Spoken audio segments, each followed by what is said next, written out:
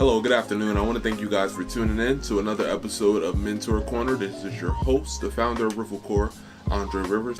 Today we got a chance to pick the brain of Tyrone Morris, who's the founder of Committed Community Mentors, which is a nonprofit organization that specializes in providing services such as mentorships to underprivileged communities within the Philadelphia area. And we got a chance to pick his brain and discuss what it takes to basically build a nonprofit organization and some of the financial difficulties that he might have encountered in his journey. So thanks guys for tuning in. Here we are, Mentor Corner. So my name is Tyrone Morris, born in South Philadelphia. Young parents, born in Passion Homes, which is a Philadelphia Housing Authority development.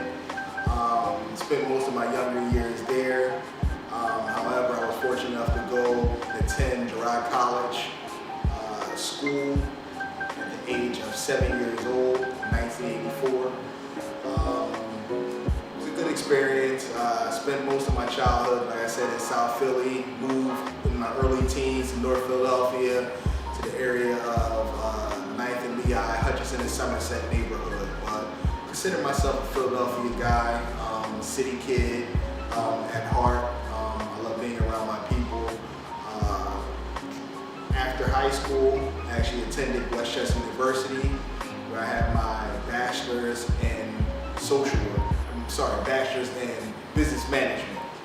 It wasn't until my last year at Westchester University that I was introduced to one of the small areas of social work, which is nonprofit management, as part of a strategic planning exercise with one of my business management professors. And it was at that time that it was something that resonated in me, the ability to help those in my community through grant writing, through strategically planning and helping to bring resources to the community. So it was that at that point that I decided not only did I want to go back to my home community after obtaining a bachelor's degree, but I wanted to focus on helping people in a meaningful way, whether it was through developing my own company or working with a community-based organization. I felt that it was important that I stay connected to the people who are successful,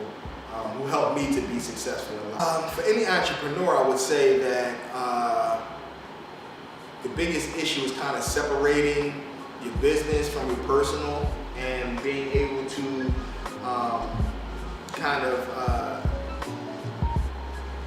identify causes that are strictly associated to running a business.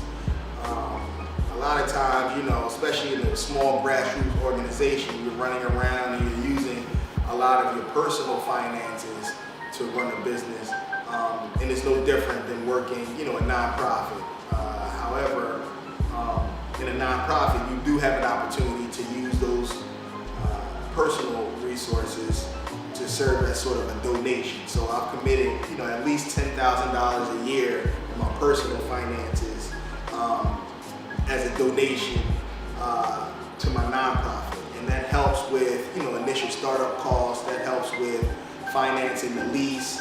This is a building that I'm currently leasing, and that $10,000 I know goes towards helping that throughout the year payments. In addition to some of the grant writing that I do, in addition to some of the partnerships and collaboration, I think that being able to identify your work, as a partner who's a social worker who considers himself an expert social worker, I know what I can bring to the table, so I'm able to give myself a cost. If it's $1,000 a week, if it's $30 an hour, I'm able to charge a partner or develop a MOU agreement that states, this is how much I'm worth, and kind of use that, again, those financial resources to sort of fund the business. But business costs come with, everyday, everything from leasing to marketing materials and developing flyers.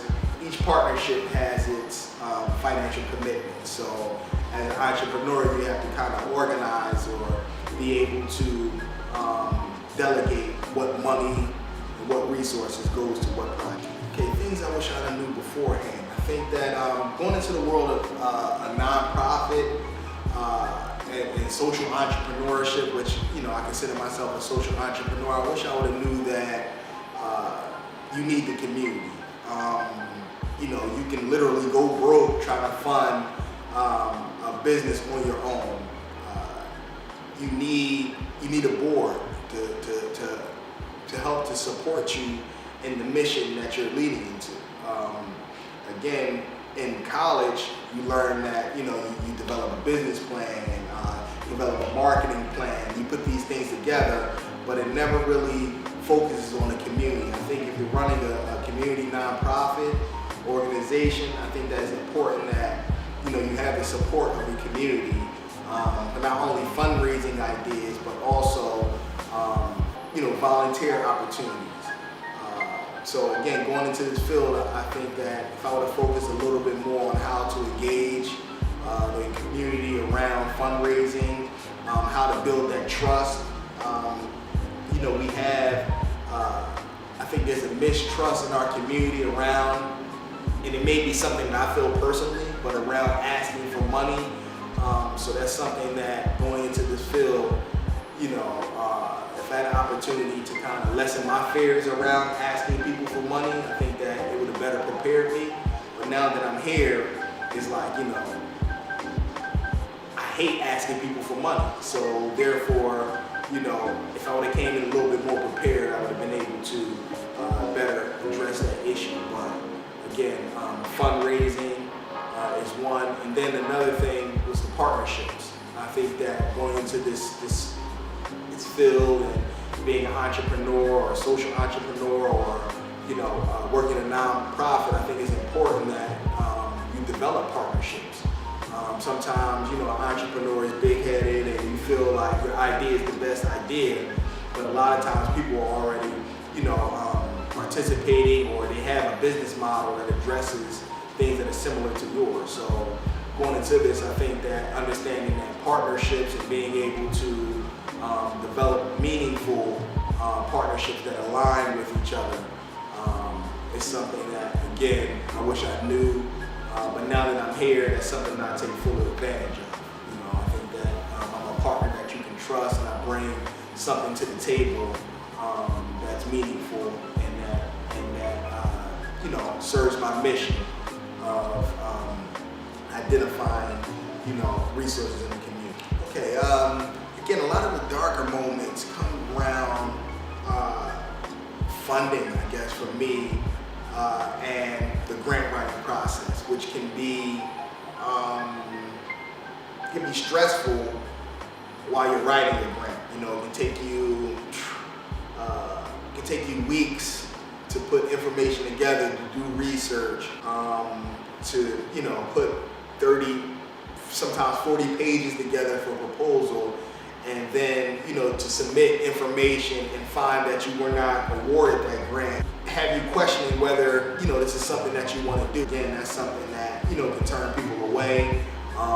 If you're looking to fund your organization, a lot of times your immediate circle or your scope, your fundraising scope may not be large enough to kind of fund some of the activities that you're doing. So again, if you have some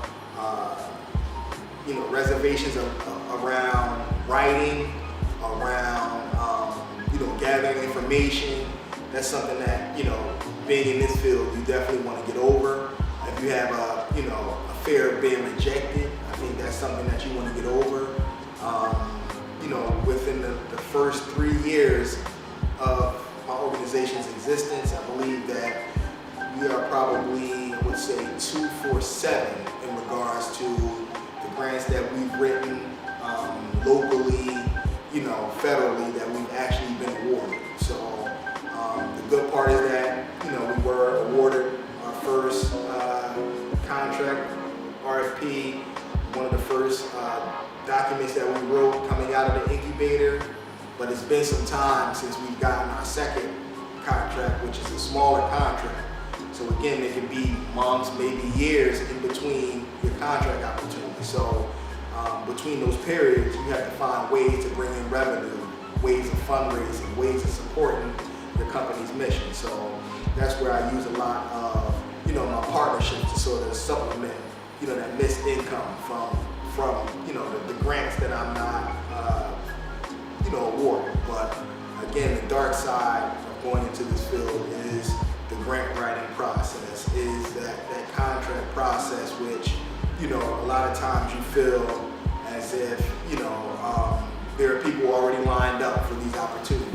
You see, just understanding your history in the field, you understand how there are certain organizations who continue to get awarded, contracts, and you feel that you're bringing new ideas and brighter ideas, evidence-based ideas to the table, and you're not essentially given that opportunity to show, what you're able to do. So I think that's a disappointing part, or something, a dark side to what I do.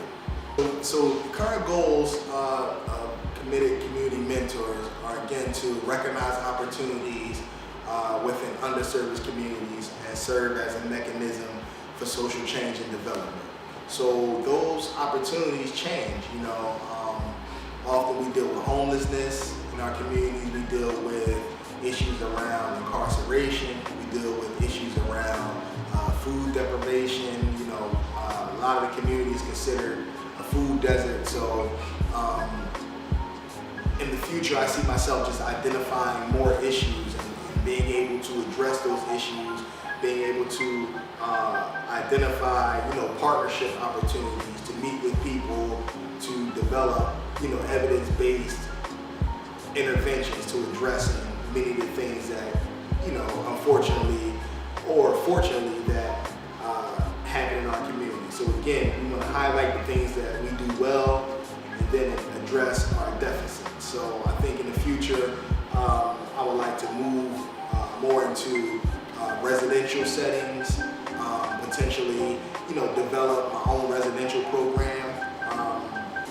Given my boarding school experience, personally, I felt that that was something that was vital in my success. So, potentially developing a school environment in the future is something that, I look forward to.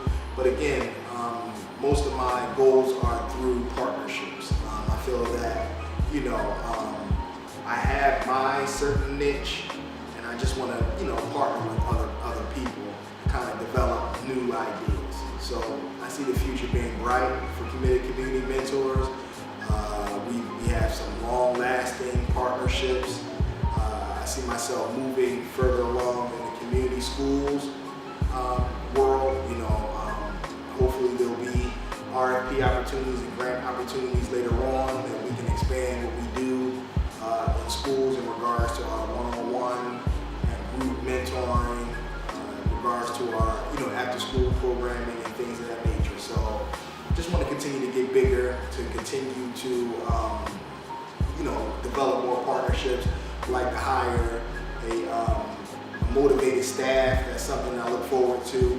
Just bringing on people, hiring them both part-time and potentially having some full-time staff to kind of help me with what we do. But given the fact that we do operate out of partnerships, a lot of times I do have the opportunity to hire people through those partnerships, but just establishing my own staff.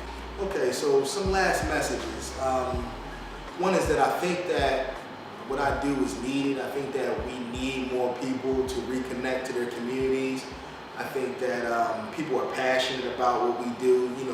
I hear a lot of times, people want to give back and sort of mentor or help or be that sort of credible messenger and give back to those who are experiencing, what they've experienced. But I think that we have to be more business-minded. I think that we have to be go out and get incorporated. Go out and learn what it is to be a nonprofit. There are misconceptions that you can't make money as a nonprofit, and that's not true. It's just, the money that you use has to go towards running the business. But I think there are opportunities out there for those of us who want to stick around our community and sort of help those who are less fortunate, or help those who are, looking at us as being their role models. I think that, even if you're not developing a large business, but that you're contracting certain services. One of the books that I've read in the past that actually, stuck with me and I kind of use is the 4-Hour Work Week. And it talks about, going to your employer, instead of being an employee, ask them if you could be a contractor, or develop that sense of independence where you're not, working for someone, but you're working your own mission, your own plan. I would say, not to be nervous, go out there. It doesn't have to be the best business plan, or I can't recall one time when someone's asked me for my business plan, as an entrepreneur. But a lot of times you'll focus on putting that business plan together. I need the best business plan to make this happen, when in all actuality, it's about, just getting out there and doing the work, and monetizing, the work that you do. So again, my word would be, not to be afraid to go out there, to incorporate yourself, to get the official documentation, to go out there, establish partnerships. You may not have all of the financial resources that it takes to start a business, but if you partner with someone, that'll give you an opportunity to gain an expertise or gain a certain area in the business that you may be able to profit off of. So my biggest word of advice is just go out there, work your passion, work somewhere where, because with me, working my company feels like it's something that I would do if I wasn't getting paid. It's something that I would always have, people in the community I can go to give them some advice. That's something I would do naturally. So make your passion into your business opportunity, so that it feels like you're not working, that you're making that impact that you want to make, without feeling like it's a job. So find that passion and work your passion, and not be afraid, and find those to support you and guide you through that process.